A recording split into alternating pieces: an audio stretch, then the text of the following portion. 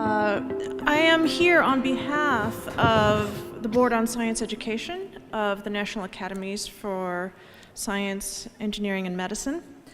And that is because I was one of the members of a committee to carry out a consensus study on indicators for undergraduate STEM education. Let's see. Next. Here we are. And I am a faculty member at the University of Massachusetts Amherst, which you've heard has a terrific Institute for Social Science Research, but it also has many other great things going on. And part of that is why we're able to contribute to this consensus study of the National Academies. So part of the impetus for the National Academies carrying out this study and developing this report is that in 2011, the National Academies published a report about K-12, so pre-college, STEM education. And that came in two phases. In the first phase, the committee put out a report about the goals for K-12 STEM education. And 2 years later, they put out a report on indicators for how one might know if those goals are being reached in K-12 STEM education nationwide. Based on the impact of those two reports, the National Science Foundation then returned to National Academies and charged the Board on Science Education with developing a similar report for undergraduate STEM education, but to do that in basically one report. So that report would take place in two phases. Phase one would identify framework and the goals for that work. And then there would be a public partial report available for public comment, which is not common for consensus reports out of the National Academies. But that would be a good pause in the process for the committee to then revisit and reflect on where it had been and return to the report work, and at that point think about what are the indicators. As it turns out, the process was not quite that linear. There were two phases. There was, in fact, public comment that was taken up by the committee, and what that actually resulted in was not a straight then path forward to the indicators themselves, but to revisiting what those goals should be and how they should be structured, and then what kind of indicators could come from those. So the committee was comprised of a large number of people: STEM faculty, administrators, education researchers, economists, people from industry with expertise in a variety of areas: STEM education, assessment, teaching and learning, broadening participation in faculty development. And the chair of the committee, Mark Rosenberg, is the president of Florida International University. You will notice also Lindsay Malcolm Picou, who is the daughter of our keynote speaker this afternoon, Shirley Malcolm. So we had some great voices in that room. In order to put the charge to the committee into an actionable form, the committee first had to develop an understanding of what the context is with respect to a vision. And that context would then allow us to think about what the indicators should be. So if we're going to ask about indicators for improvement of STEM education, the natural question was improvement toward what end? What is it that we're improving? So again, with respect to nonlinear processes, this was a 2.5-year process. A great deal of that first phase of the first year and a quarter, say, was actually spent on discussing vision and definitions. And once we were able to get over that hump, we were then able to move forward on what it was we were supposed to be doing, which was the indicators themselves.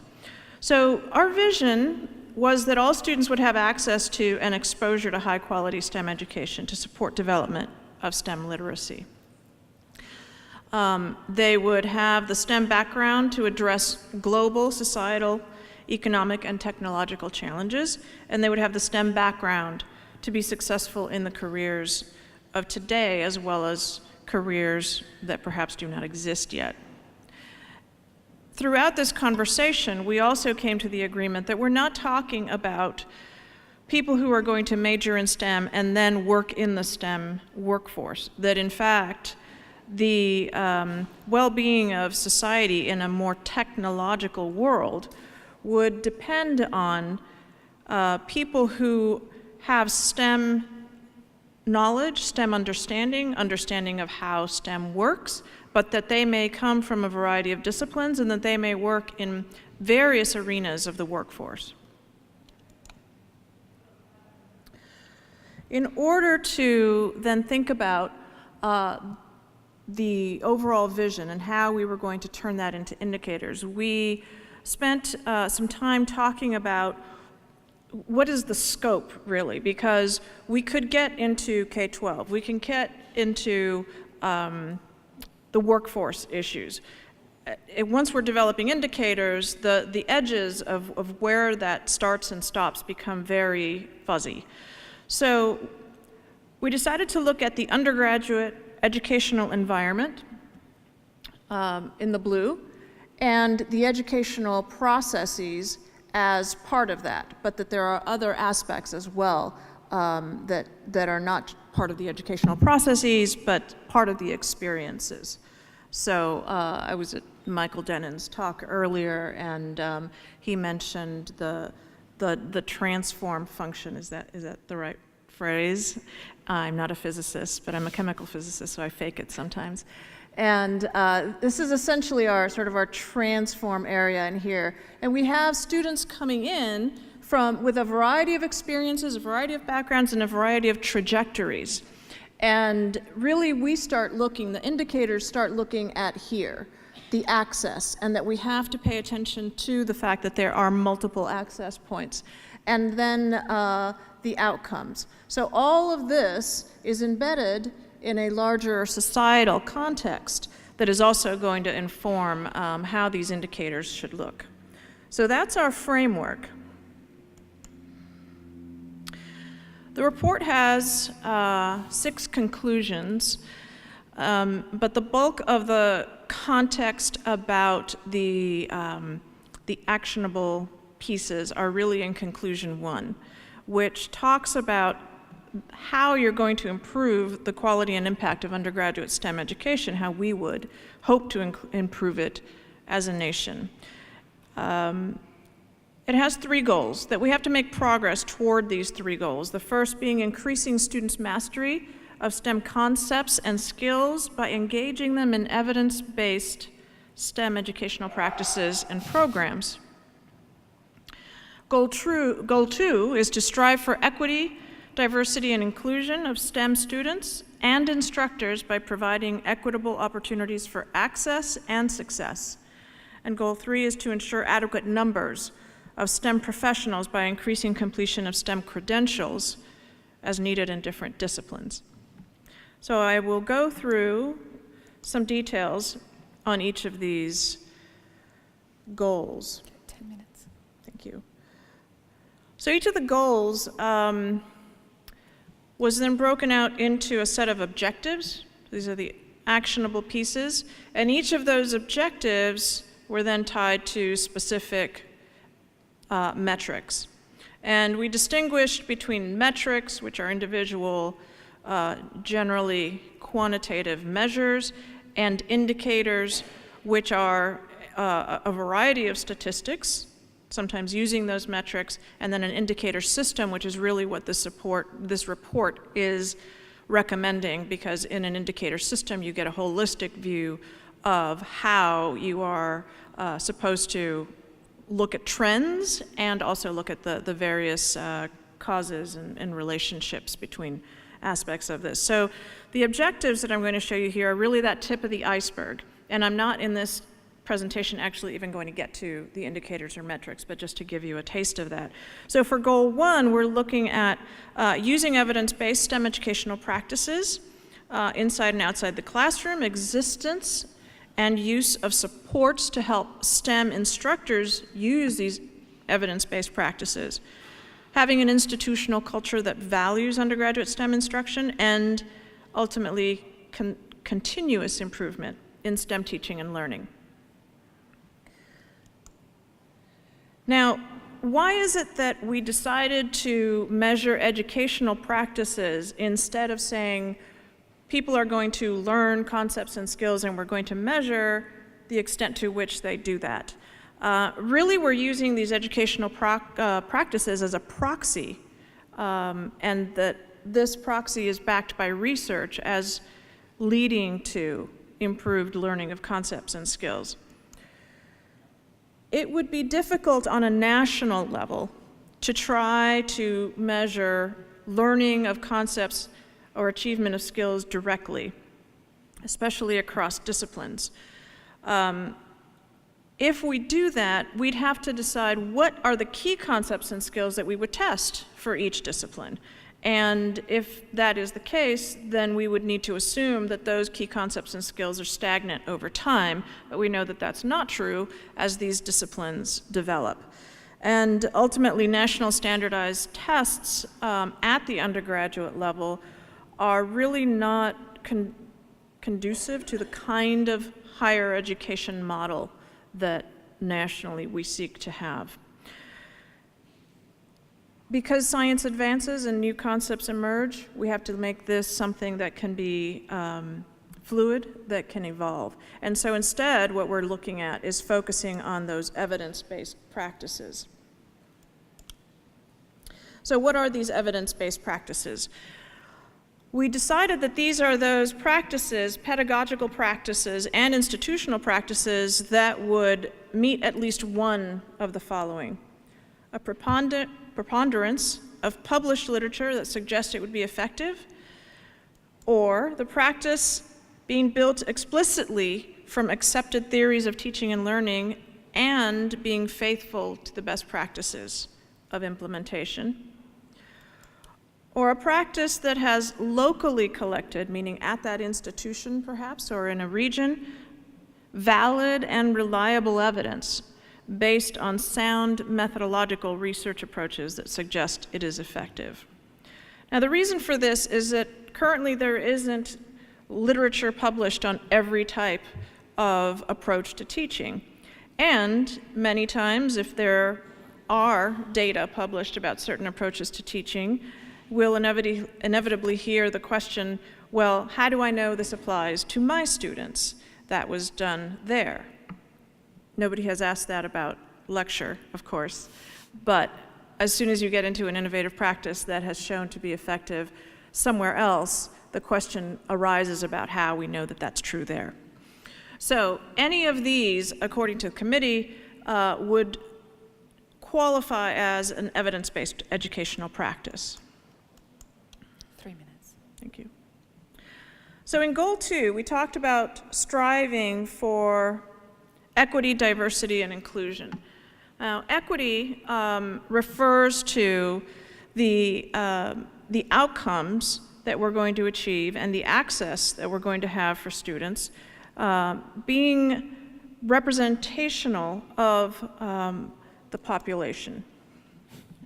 So when we do this, we note that equity has an emphasis on outcomes, and that it requires an awareness of the systemic forces that affect the opportunities for different groups.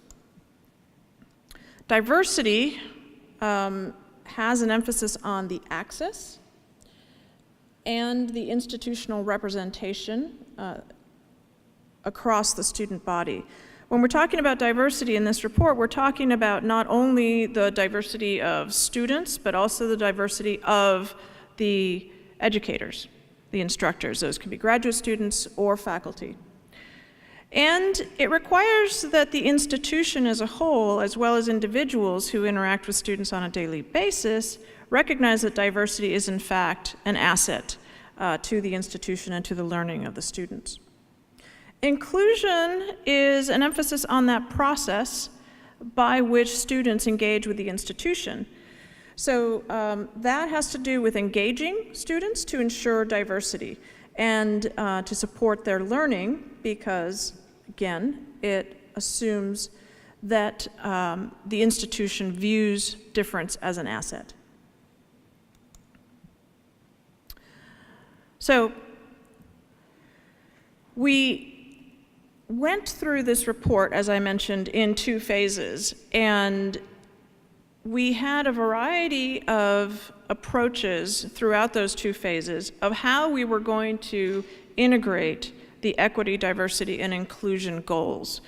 At some points in the process, we debated whether that should be part of every single goal and every single conclusion in the report, because we didn't want to call it out as a separate thing which might invite the checkbox behavior. Been there, done that, got it, we can move on to this other thing. But really to emphasize that it was part of every single aspect of the indicator system. Ultimately, it became a separate goal, but is tied in with every other aspect of what we need to achieve.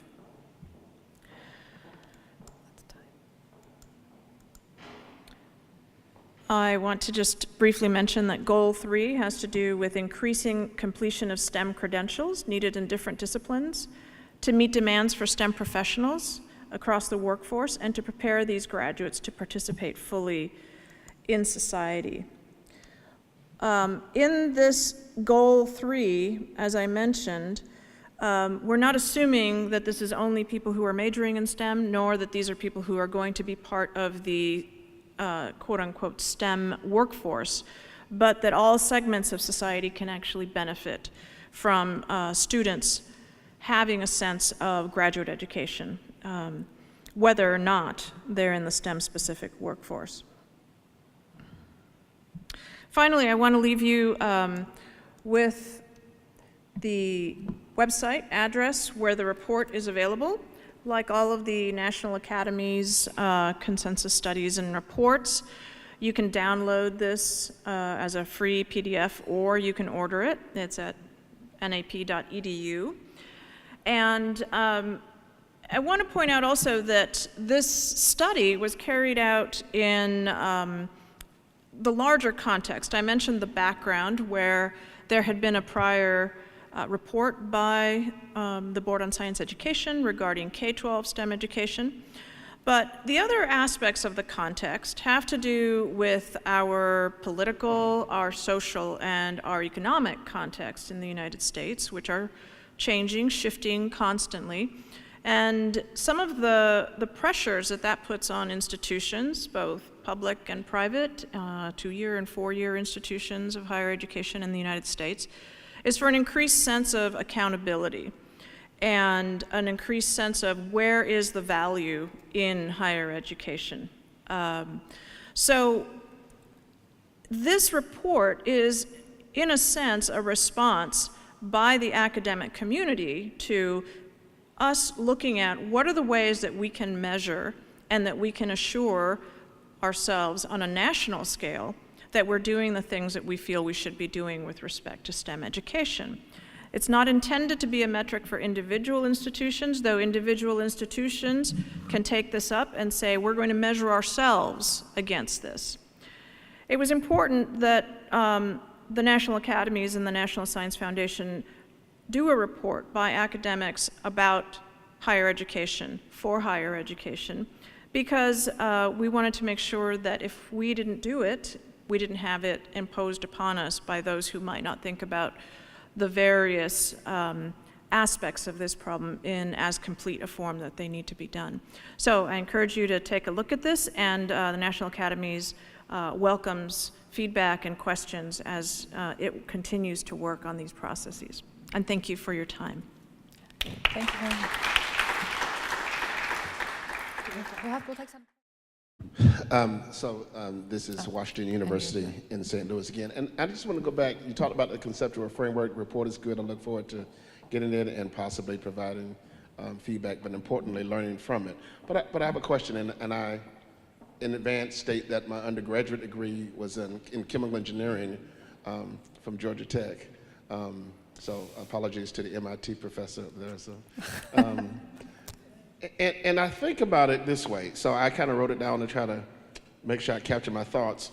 And so to me, education is more like a process, more like a chemical process, if you will, than maybe we think about. So the chemical processes consider the process holistically. They include the raw material and its processing characteristics, the equipment, the tools, the conditions, et cetera.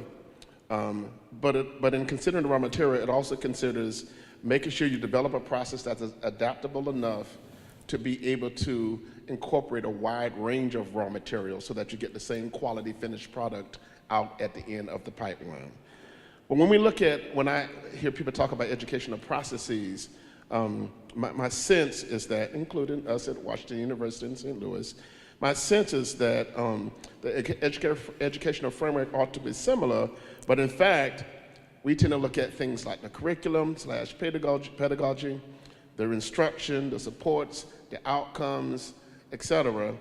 And so it's either instructor focused, syllabus focused, tool focused, classroom focused, et cetera, but not purely student focused.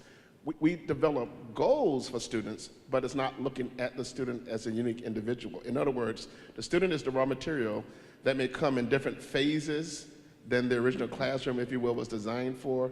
And so as a result, we put different raw materials into the same process, and we don't always get the same result out of the end, but that's because we didn't adapt the process for the unique raw material characteristics. And my point is, have y'all talked about that, considered that, or what are you thinking can be done about that? And yes, that's on the verge of individualized education, but can you comment on that? Remind me of your name again. I don't know if I should do that. My name is Harvey Fields. I'm Harvey. from Washington University in St. Louis. Yeah, I know your campus well. I was there recently. Harvey, thank you for that. Wish we could have had you in the room for those 2.5 years, as we did, in fact, dive into some of those issues, perhaps not in the terminology of raw materials. I don't think we had any chemical engineers in the room. So one of the reasons that we had to at some point sort of stop our conversation, which was ranging very broadly, and say, okay, what is the scope of this as defined by a framework, so that we could, put limits, is because of the exact point that you're making. These raw materials, and I hate to think of it quite that way. I mean, these are students, humans with many different experiences. They are coming to the institutions, and these are all very different institutions that we're charged with creating these indicators for. They're coming with, as I mentioned, many different experiences. What is it that we can act upon? We meaning the nation. If we're going to think about what we want as an output, what is it that we can act upon? Well, we can act upon the educational experiences that they are having. We many times veered into talking about how can we influence the various background experiences that they come with, but then we realized we were really outside of the scope of what we were charged with. There was a lot of temptation, and in fact, many side conversations about that. So we said, all right, if we're really needing to focus on just the undergraduate piece of this, because that was the charge to the committee, then what is it that we're looking at that's going to impact quality of the STEM education? And there is a separate, by the way, National Academies report on what it means to have quality in undergraduate education, because that in itself is not an easy definition. So we realized that what we could act upon were the experiences that the student was having in the institution. And that's why these are focused not on the student, but on the pedagogy, on the programs, on the tools, et cetera, and that the institutions themselves could, through these indicators, hold themselves accountable to what they were providing for those students. As for the outcome, I don't agree with you that we want that outcome to be the same thing, regardless of what they go through, and that's where the analogy to chemical engineering perhaps breaks down, in that we want to provide these experiences such that there is, in fact, a wide variety of possibilities open to these students who have these experiences, but that these experiences should be as broad as possible and as deep as possible for those students to gain the level of expertise and knowledge and comfort so that they can then be part of a society that is able to deal with technological questions, and even from the level of making personal healthcare decisions all the way to making the next app to help somebody with their own healthcare decisions. So we couldn't make it such that we had assumed any kind of uniformity on the input side or the output side. And one of the principles that we worked with during the committee process was future-proofing. We knew that once we got through this process, this report would come out. It would take a few years for people to realize it's out there, and hopefully if it was going to influence policy, that would take another few years. And we wanted this to be something that could influence higher education in the United States over the long haul. So we couldn't make it as prescriptive as perhaps a chemical engineering process would be. Okay, thank you very much. Unfortunately, we don't have time for another question. We have to move on to our panel. But Professor Weaver will be outside, so maybe we can come up with some more things, some mingling. Absolutely. Thank you very much. Thank you.